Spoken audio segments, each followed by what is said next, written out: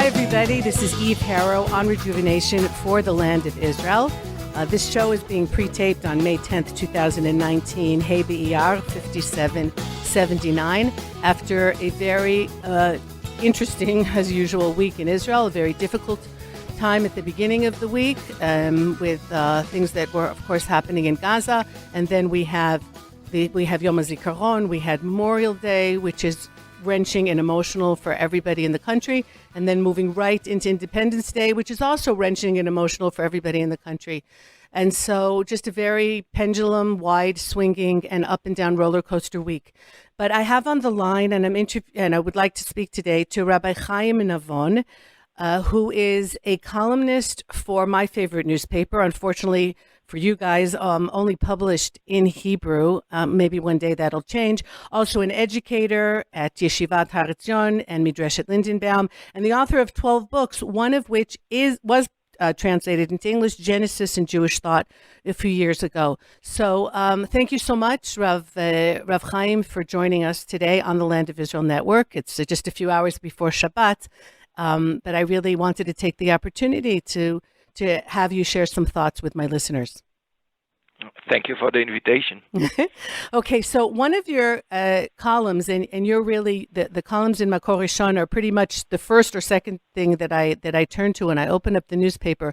Very, very thought-provoking. And one of them, I believe the last one, you spoke about why what we call the shchugim, or what we call the national religious sector in Israeli society, those of us who really are trying to combine both the traditions and the mitzvot and the religious world, but with very deep involvement in Israeli society, the army, national service, whatever that is, why we are not as successful politically as people expect us to be. So can you talk to my listeners a little bit about where your thinking went on this? Because I thought you had some very interesting points to make. Well, first, there's a myth in Israel that the religious Zionist community is very extremely influential in Israel about the policy of the government, etc. And actually, I think it's not true.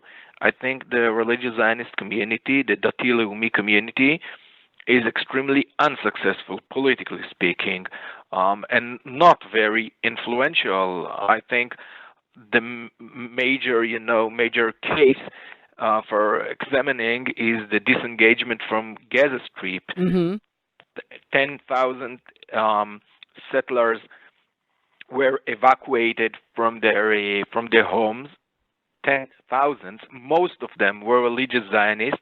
I think no other community in Israel would find itself in such a situation with no effective political resistance to this move, to this destructive move.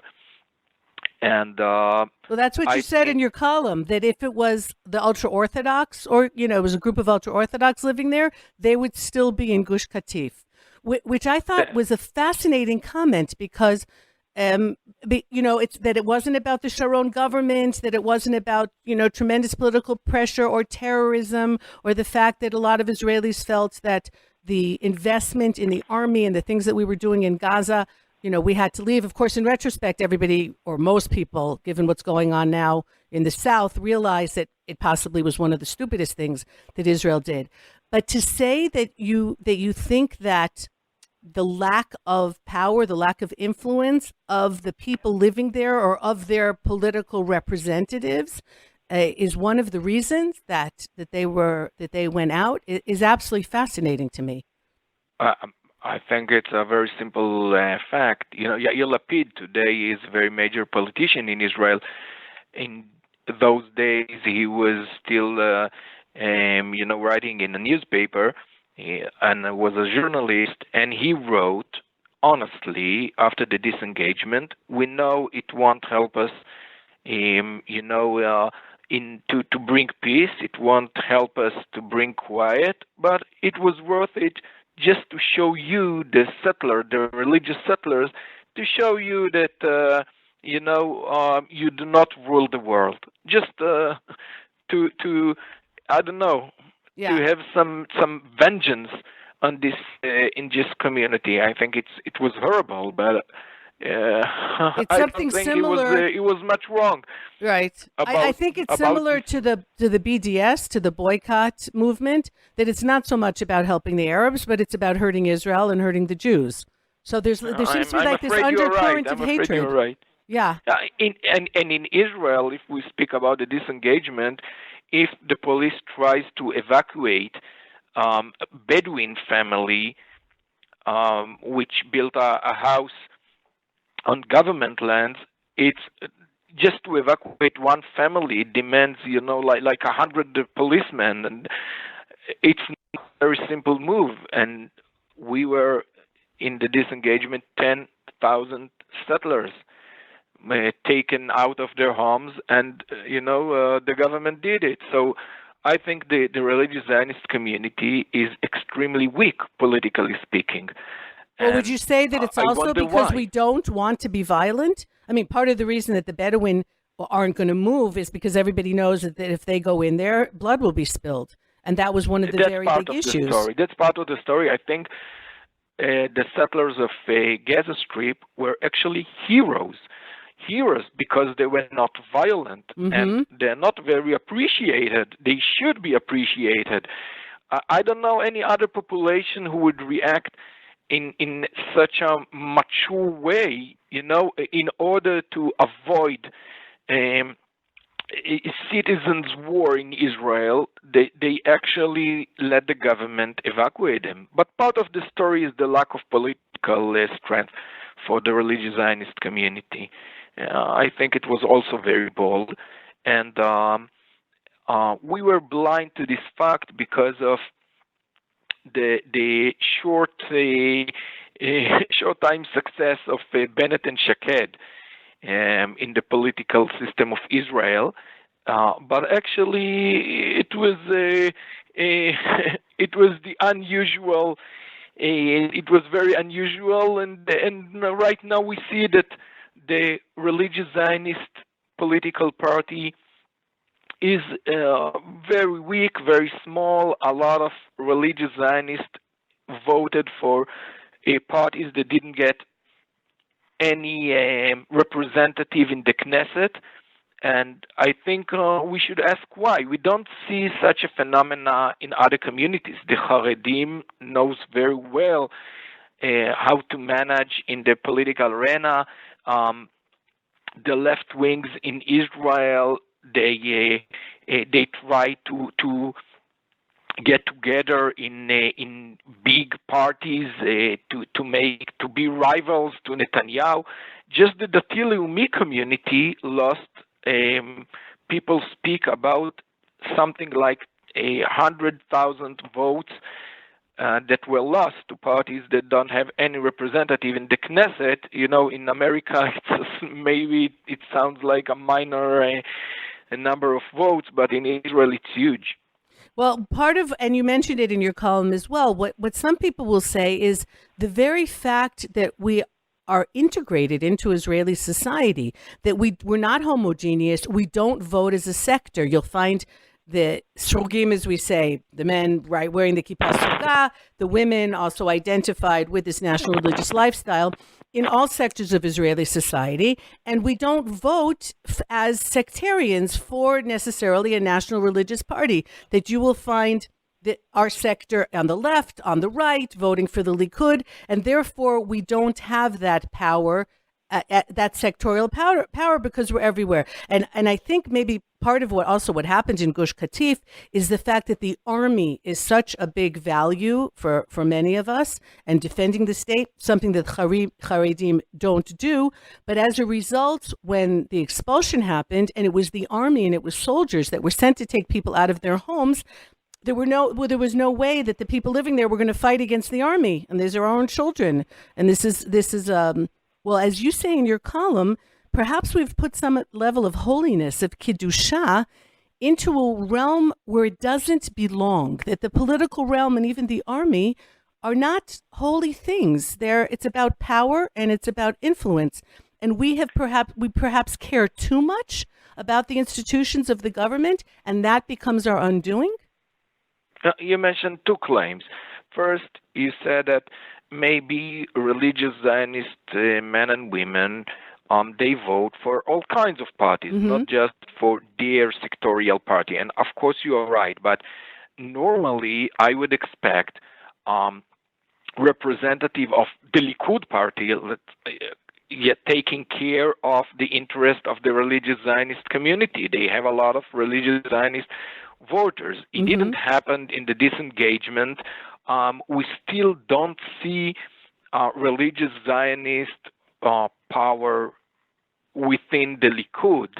Other parties don't have so many religious Zionist voters. Some of left-wing parties in Israel have more religious Zionist representatives than religious Zionist voters. Mm-hmm. But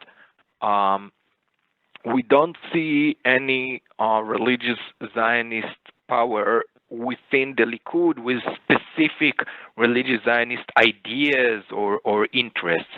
So we're not here and we're not there. Our specific party is very weak, maybe because we also vote for other parties, but we don't see any organized lobby groups within the Likud or any other party.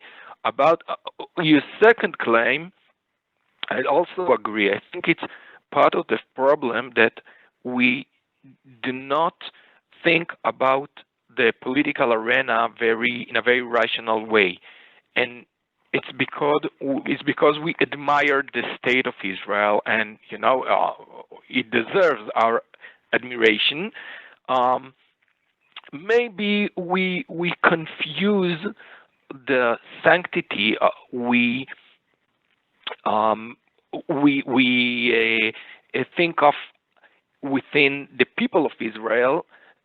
Sometimes we think the same way about the state of Israel. It is not holy as the people of Israel; it's state, and we tend to face the government of Israel with the same holiness we think about the state of Israel, and this is a second mistake because the government especially is not holy, and we expect our representatives to represent not only our interests and not only our ideology, but to represent the perfection state we expect from the state of Israel. We actually hope that our representatives, our members of the Knesset, would be perfect. And if they are not perfect, and we both know that no one is perfect, especially not politicians, when they are not perfect, we are very disappointed. Our expectations from the political system are not realistic. We hope for too much, so we get too little. We don't know, we didn't figure it out how to actually gather power and actually influence the political system. So, look, we have precedents for this in our history. I think about, let's say, the Hashmonaim, who were Kohanim, they were priests, and they were supposed to just do their holy job, work in the temple. But then they also take on the kingship. And according, to Chazal, according to the rabbis, this is where they go down, because they are mixing the two things. And Torah talks about the fact that there should be a separation between holy work that's done and let's call the political leadership. At the time it's a monarchy, now it's democracy. We shouldn't expect that. The message is very clear that we haven't been able maybe to move forward into the 21st century, or we're in the time of the Omer right now, where we talk about Rabbi Akiva and Bar Kokhba and the revolt in the 2nd century against Hadrian and the Romans. There's perhaps a confusion about religious leadership versus military leadership. So you as a rabbi, as an educator, do you see that maybe there are messages here in our past history that we're not applying correctly to today? This is a very interesting juxtaposition. When you just mentioned the Hashmonaim, you say they were a priest and they were kings, and it's not a very good mixture. And I think you are right. And I think we should learn not only from the Jewish history, we should learn also from American political wisdom, because in America, religious people are afraid of the government.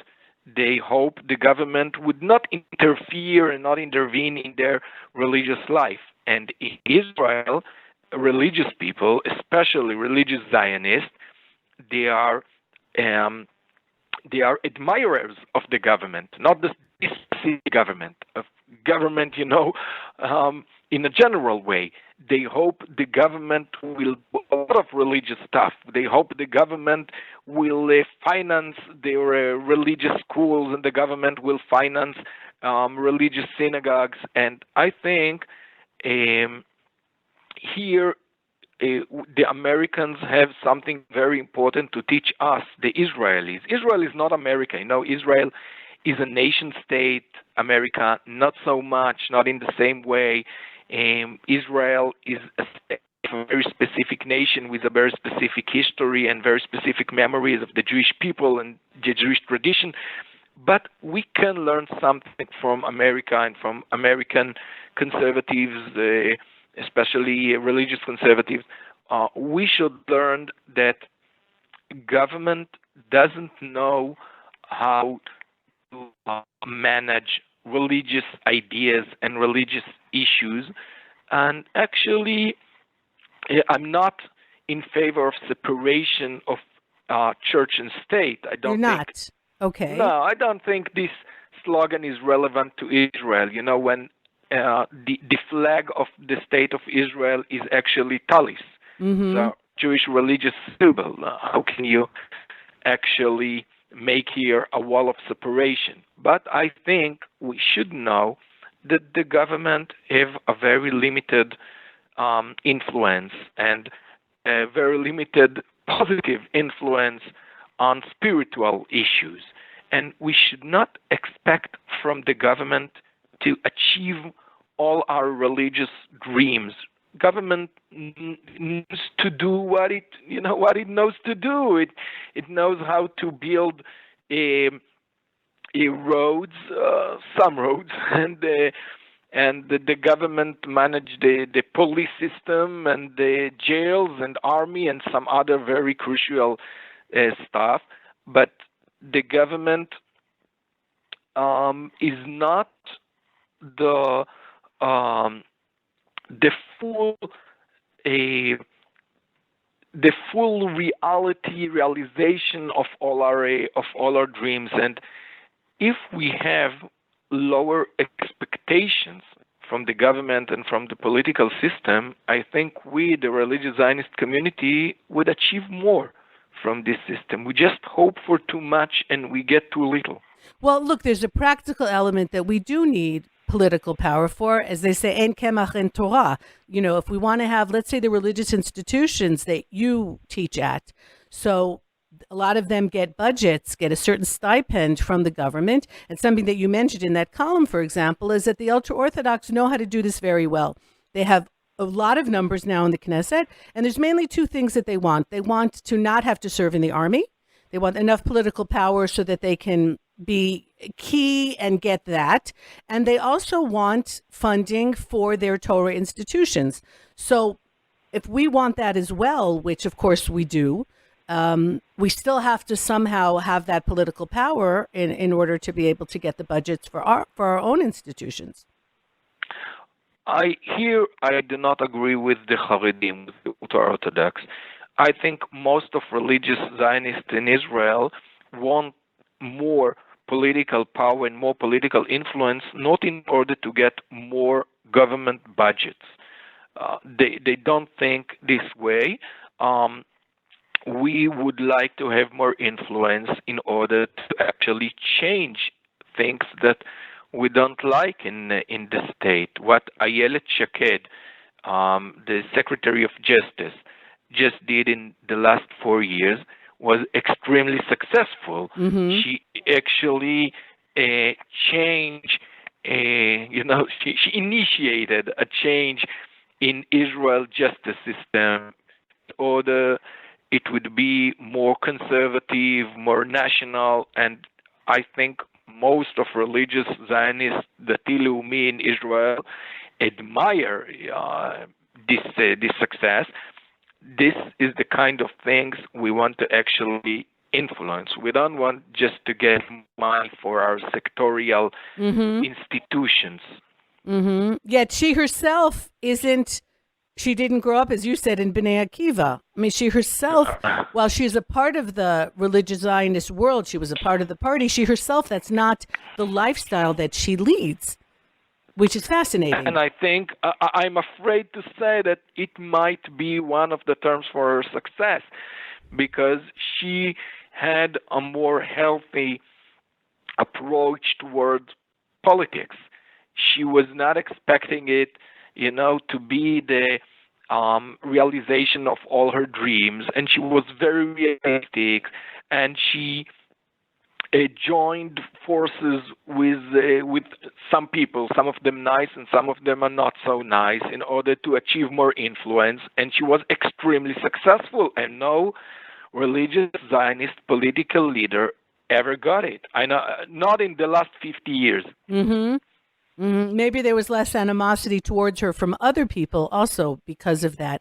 I think what happened yesterday, or what didn't happen yesterday. She got her share in hatred responses, It's not that the liberals left her alone. No, but I think it was because of her politics and not because of the way, what she does on Shabbat or what she puts on her plate. But, I think for my listeners, so there's something interesting that happens on Independence Day in Israel. There's a blessing that we say, the Hallel, which is a beautiful prayer that we say on our festivals and when miracles have happened to us. And that was applied by the national religious world to Independence Day, to the fact that we won the War of Independence. It is cast as a miracle and therefore deserving of having this special prayer sent. And sometimes if you want to, and here I'm speaking to my listeners, if you want to figure out where somebody sits in terms of their view of the modern day state of Israel, one of the questions to ask is, do you say Hallel? Do you say this prayer on Independence Day and on Jerusalem Day, which of course is the commemoration of the victory of the 6-Day War, and that's coming up.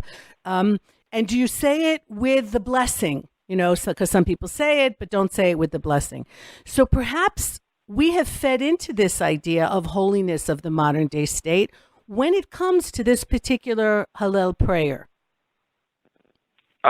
We actually first. You are right. It's a very crucial sign of religious Zionist world of view. Once I was in London, and a Haredi Rosh Yeshiva came to collect money for his institution, and you could see just looking at his clothes that is extremely ultra-Orthodox, and the rabbi of the shul, who was religious Zionist, said, please give money to this man. He told me they are Zionists and they say Hallel on the Independence Day, on Israel's Independence Day, and I look at that person. I could swear he didn't do it. He didn't say Hallel at Yom Ha'atzmaut. In Israel, it's very, very clear. And now I think this is a huge challenge to the religious Zionist spiritual leadership, whether we could shape a new Zionist world view that can evaluate the spiritual value of Israel, a world view that can say we believe in the state of Israel, we share its spiritual value, but it's only a state, it's not all our dreams, it's not all our hope, it's not our God, it's a state, it's one very important stage for the people of Israel, for religious views, but we right now we lack the terms. We lack the terms of dealing with Israel as a complicated reality, which it is. It is Israel, the people national state, and it is a very patriotic state, and it is in some way traditional state, but in some ways not. In some ways it's a very progressive state. In some ways It's very secular state. It's complicated. We still lack the exact terms to interpret this reality. Mm-hmm. So if you were a political advisor, let's say, and you could give advice to this sector, so how would you say that we could go about moving forward in order to have more influence in this country? Luckily, I'm not a political advisor. I'm just a rabbi. But that's part of the problem. I just say that I think these 4 years until next election in Israel, it might be less. Right. Will be a great challenge and a test, and I want to see whether our politicians, religious Zionist politicians, can use wisely their political strength in order to achieve realistic goals and not just dreams and not approaching political arena like it's a shul. It's not a shul. It's not a synagogue. Right. It's something else, and I'm really curious and hopeful to see whether they learn some lessons. You know, you mentioned that we have what to learn from the American political system, and I would say, by inference, other Western democracies. But we are in the Middle East, and sometimes I wonder if that's why we shy away to some degree from power. I think that 2,000 years of a lot of powerlessness hasn't yet been taken out of us. We don't know what to do with power. We're uncomfortable with power, and therefore perhaps we don't use it wisely. But when we look around in the Middle East at our immediate neighbors, we see power being used in awful ways. And perhaps we move away from it too much because we think if you use your power, then you'll become like some of our neighbors who are just awful people and do things against their own people. Do you have any thoughts about that? Because, being here in the Middle East, we are not in Canada. We are not in Europe. We are surrounded by some of the worst people on the planet. Do you think that affects us in how we see this state as the only democracy in the Middle East, but somehow there's this little voice in our heads that says, be careful, and perhaps we're too careful? I think these are very wise comments. I would just add one comment, which is the Jewish people for 2,000 years lacked political power. Mm-hmm. But we did have one minor political organization, which is the Jewish community, which is actually wonder. All around the world, Jews got together and arranged their communities with no external power, but with a lot of internal power. And I wonder why we, the Israelis, do not pay any attention to the political tradition of Jewish communities. It's almost no research, no historical research about Jewish community. Maybe I'm exaggerating, but not enough, because this is the one example of Jewish political organization we actually had for the last 2,000 years. And who pays attention to how Jews actually worked out their communities? I might add that people here in Israel think that we learned about democracy from Western states like Britain and the United States, but almost none of the Jews who were here in 1948, when actually the state of Israel was born, almost none of them was born in a Western state. Right. They didn't learn about Thomas Jefferson. This was not the origin of the Israeli democracy. The origin of the Israeli democracy was the tradition of the Jewish community. Why are we blind to this extremely important tradition? Mm-hmm. And there's your next book? Maybe. Actually, it might be. No, well, look, on the other hand, the Jewish communities in the diaspora for all those years didn't have to make the decisions that a political entity has to make. Let's say, when do you go to war? When do you not?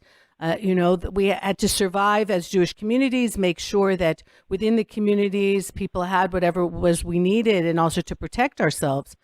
But when you're playing at the table, right, when you're sitting with the big boys, it becomes a totally different decision-making capabilities, and we have to learn how to do that. That's true. And when we talk about these kind of decisions, we are actually pupils of the Western thought. We can just comfort with the knowledge that Western thought was the child of the ancient biblical thought. So we just, take it back. Because we actually have, as I mentioned earlier, we actually have a lot we can learn from American political tradition, which is extremely successful tradition. Today, I see in America some, lack of confidence about the American system. Yeah. Actually, it's a great system, comparatively speaking. What are the alternatives? Look right and look left and see the alternatives. And America is going on, I think, generally very well. So we have a lot to learn from the West. And just remember that a lot of the good things that were developed in the Western world are actually from ancient Jewish origin, biblical origin. We can see it in the United States, in the symbols, in the memories, and in the writings of the founding fathers of the United States. So maybe we actually have the answers within our own tradition. We need help here. You're right.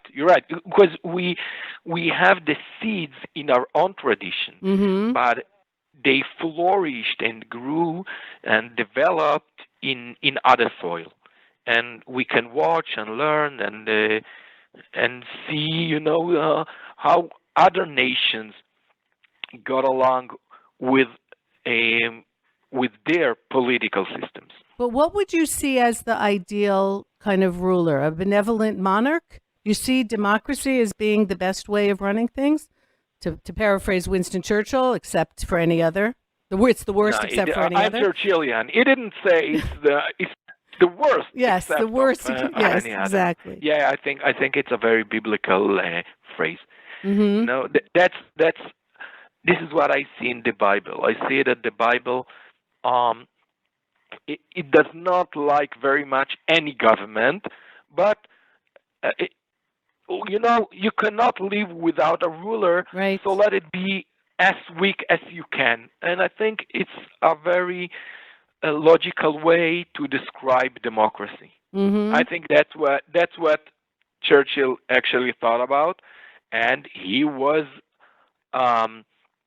he was very much into the Bible. He knew a lot about the Bible and about the ancient religious traditions. All right. So it sounds like the Bible is somewhat of a libertarian kind of document, maybe?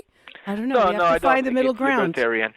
It's not libertarian because the Bible does not care that much about personal liberty. It cares about communal liberty, about the freedom to every tribe and every community to practice its own traditions. And so it's not libertarian, but it actually, as I read the Bible is afraid of too strong a ruler, and I think democracy is a great kind of government, and we can argue about it all night, but the bottom line is that democracy works. This might be the most important, crucial conclusion. Okay. Well, thank you so much for your insights, and we'll see if the religious Zionist community can use these next few years perhaps to regroup, because it looks like we're not going to be in positions of influence, and do some soul searching, literally, and see where we go from here. Rabbi Chaim Navon, educator, columnist for Makor Rishon, and author, thank you so much for joining me today on the Land of Israel Network. Thank you. Shabbat Shalom. Shabbat Shalom. And everyone, I want to thank, as usual, Ben and Tabitha and everyone else at the network. And you can always write to me, eve@thelandofisrael.com. And if you're going to be in Israel on Shavuot, you just might get to see me. I'm going to be a part of the Land of Israel weekend that we have at the Mount Zion Hotel, the Shavuot of a lifetime, with some of my other co-hosts, and it should be a really great weekend, so please look into that. Okay, Eve Harrow, Rejuvenation on the Land of Israel Network. Take care, everybody. Goodbye for now. Over 700 rockets fired at Israel over the last several days. Listen to my latest show with Mark Provisor, Director of Security for the One Israel Fund, who is down in southern Israel in light of this latest escalation by Hamas and the other terror gangs in Gaza. I'm down here. I'm trying to re-equip these guys with what they need now. Security chiefs, security directors, the medics. I want to keep these guys safe because they are the bravest people in Israel. Don't miss the show. Josh Haston, Israel Uncensored, only here